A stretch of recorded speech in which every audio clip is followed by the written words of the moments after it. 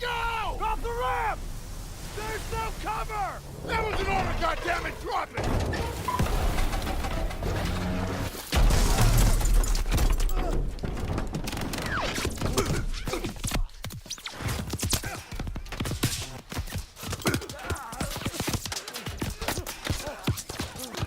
Over the side!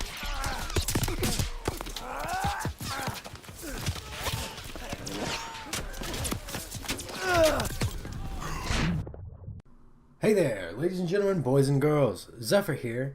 Today, I'm going to be doing an in-depth review of my thoughts on the Call of Duty World War II campaign. Now, I want to start off with the premise of the game, where you follow a small platoon of soldiers through their personal experiences during World War II.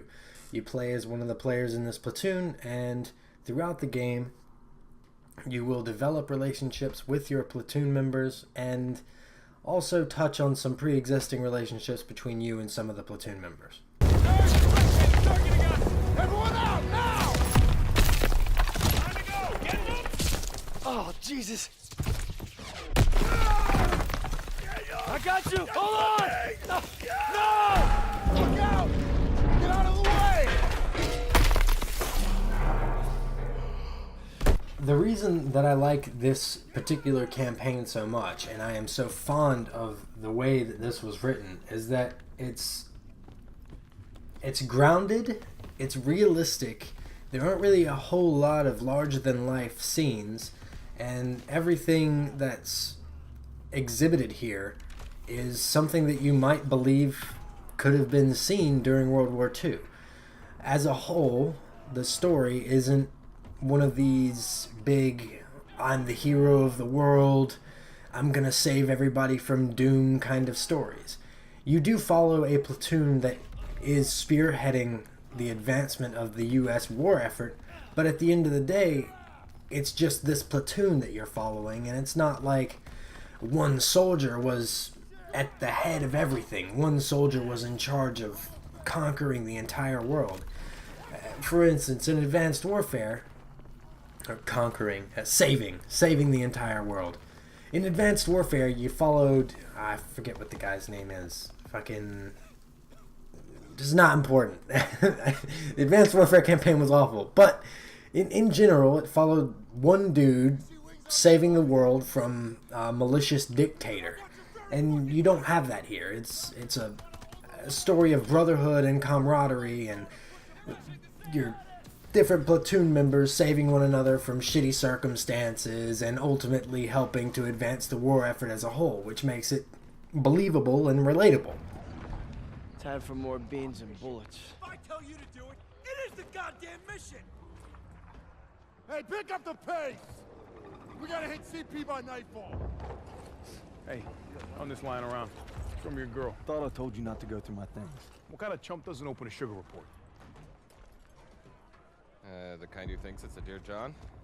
See the address? She wrote Daniels, not Red. Only one reason to be so formal. Hate to say it, I think she's cutting you loose. Or hey, maybe it's like Schrodinger's letter. You know, you don't open it, she's still your girl. Maybe you said Schrodinger's letter. What's wrong with you? Quit screwing around! We hit the State Theater at 07:30 tomorrow.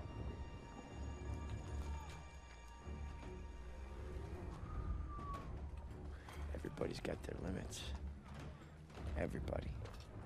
Because the developers chose this particular premise to go with for the narrative of the story, it gives us a chance to develop emotions for the characters and gives the developers an immense amount of chances to establish relationships for us to, as players, connect to, develop and add our own ideologies and our own psychological predispositions to. And then it gives the game a sense of realism and believability that I touched on a minute ago, and it gives a chance for the players to suspend their disbelief. It gives us a chance to actually immerse ourselves in the story and not consistently be drawn back by the lack of realism.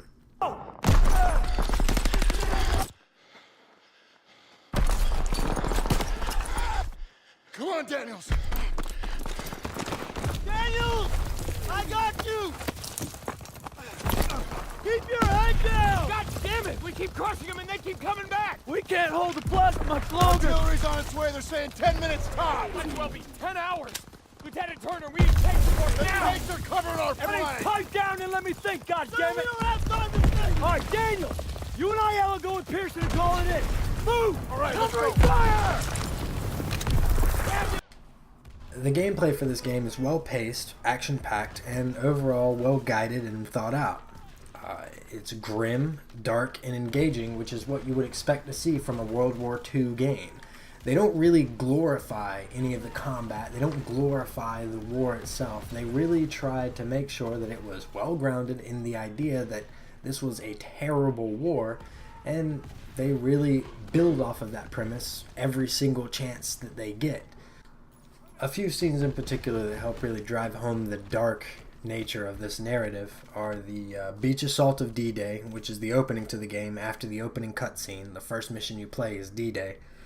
The bell tower scene, the train crash, basically all of the mission collateral damage whenever you're assaulting Aachen, Germany. The mission Death Factory, in which you actually see U.S. soldiers executed by flamethrower. The artillery barrage, there's a few of those actually, there's a few of those in the game. And then Hill 493 with a very big scene that I'm not going to spoil for those of you that don't want it spoiled, but the end of Hill 493 is going to be a big kind of display of the grim nature of war. And then the Battle of the Bulge Nazi sequence at the end of that mission, or Battle of the Bulge, or maybe it's Ambush.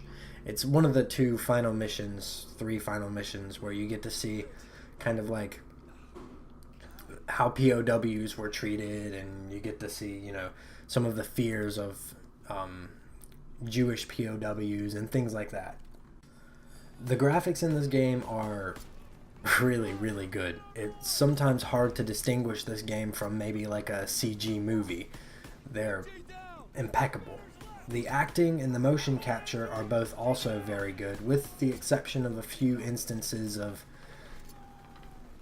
the voice acting falling flat because of possibly just the voice actors not knowing exactly what context they were supposed to be acting in, or maybe not actually being able to see the entire full picture whenever they were taking specific lines. The stakes in this game feel high. At every single turn you feel like you're actually fighting for something important. You're actually doing something that if you fail, and we'll say your soldiers were unable to follow through with whatever mission they had, you could very well have lost the war. As far as the characters go, I think that they were very well written, and one of the things that really helps to drive that home is a lot of them have different ideologies and they have different ideas on how they're going to deal with the war. For instance, Pearson is a very mathematical, logical soldier. He's very soldiering. He's very, we're all part of the machine, we're all cogs in the machine, and if we decide to do our own thing, everything falls apart. And that's because of, you learn during the story that things that he had gone through previously kind of, it took away his morality. He no longer thinks like a human. He thinks like a robot, like a soldier, nothing else. And then you have Turner, who's very, very worried about his men throughout the entire game, and you see them go head to head on it a few times. For instance, in this scene here. How many casualties? We executed the mission. How many? Our instructions were to take this hill. You should have waited for There us. wasn't time. What about our We had orders! The hell with our goddamn orders! Do you think I wanted any of this? We are cogs in the machine, Joseph. We start going our own way, the whole thing breaks down. When did you forget that? These are men! Our men! When did you forget? Those 150s are still firing on our position. Keep moving. We're taking them out. My only complaint about the writing to this campaign was the fact that they really dragged out the whole Pearson getting his men killed at Kasserine thing. That was just a big misunderstanding that at any point Pearson could have literally said, yeah, man, ABC, and this is what happened, and this is why it happened, and they would have put all that to rest. They kind of dragged that out, and I don't find that to be a very realistic situation, but maybe I'm wrong. Maybe that is how they would have dealt with it, and maybe that is how it would have happened. But it just felt like, of all the things that seemed realistic to me, that one kind of retracted from the realism. I thought that it was kind of like high school drama, and you'll understand whenever you play it, and you'll understand, like, it's just a lot of miscommunicating and a lot of things that don't really line up, and then you get to the end and you find out, like, hey, everybody's wrong about that, you know. But anyhow, leave in the comments, tell me what you guys thought about the campaign, tell me what you guys thought about this video, and don't forget to like, comment, subscribe, and share for more. As always, guys, take it easy. This day is set upon a mighty endeavor, a struggle to preserve our civilization and to set free a suffering humanity. Our sons, pride of our nation, lead them straight and true.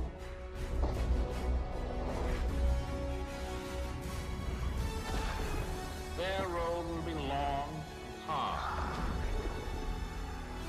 Men's souls will be shaken with the violences of war. In this hour of great sacrifice, we shall prevail.